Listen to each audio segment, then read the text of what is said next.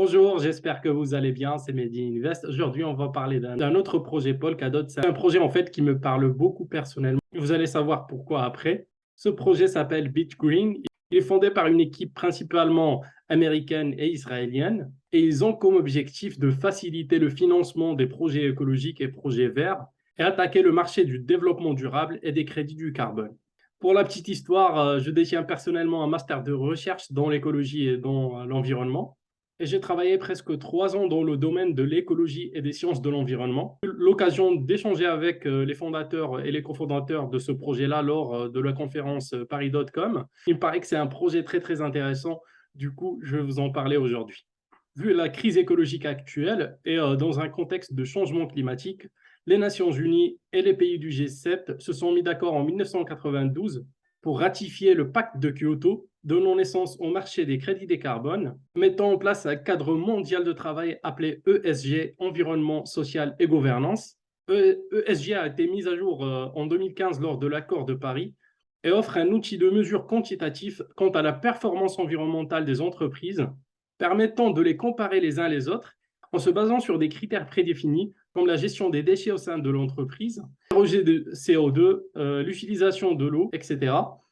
Chaque entreprise sera ensuite attribuée à un score selon la manière avec laquelle ils gèrent les ressources naturelles, comment ils affectent l'environnement les entourant.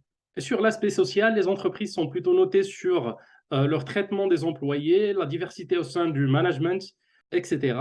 Et côté gouvernance, on va plutôt prendre en compte la structure de la gouvernance et l'efficacité de la prise de décision.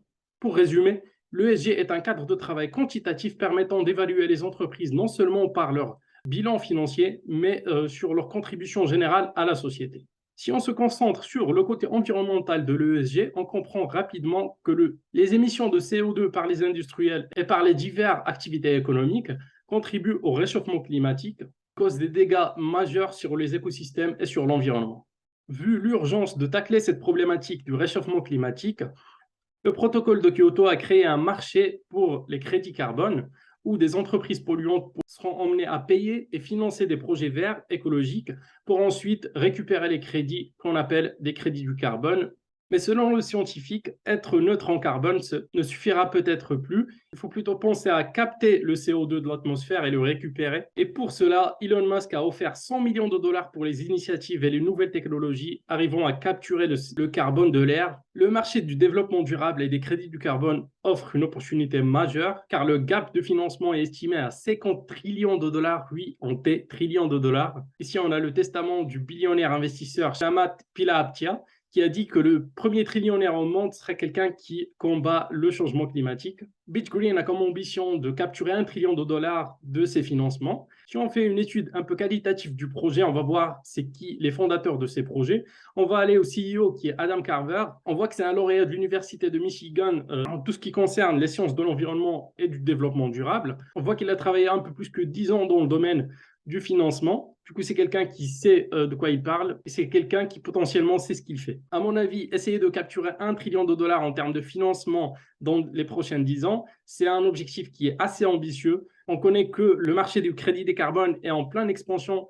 Par exemple, en Europe, il a atteint les 680 billions de dollars, surtout que plus de pays commencent à sortir des régulations et à mettre des valeurs seuil pour que les industriels freinent un peu leur production et leurs émissions CO2. Du coup, il y aura potentiellement une demande croissante sur ces crédits du carbone. Malheureusement, ce marché souffre de l'inefficacité des financements et de la non-transparence. Les estimations ont montré que plus que 80% des projets n'atteignent pas leurs objectifs.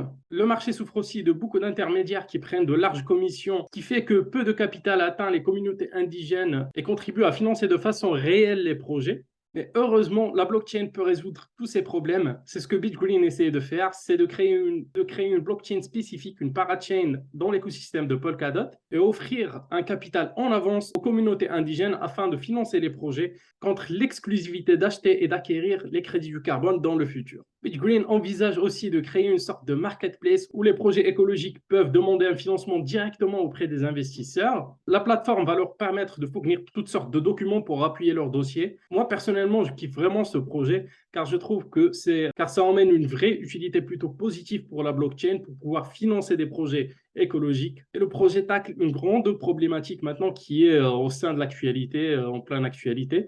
Bah, dites-moi ce que vous en pensez en commentaire et n'oubliez pas de mettre un j'aime et s'abonner à ma chaîne. À plus tard.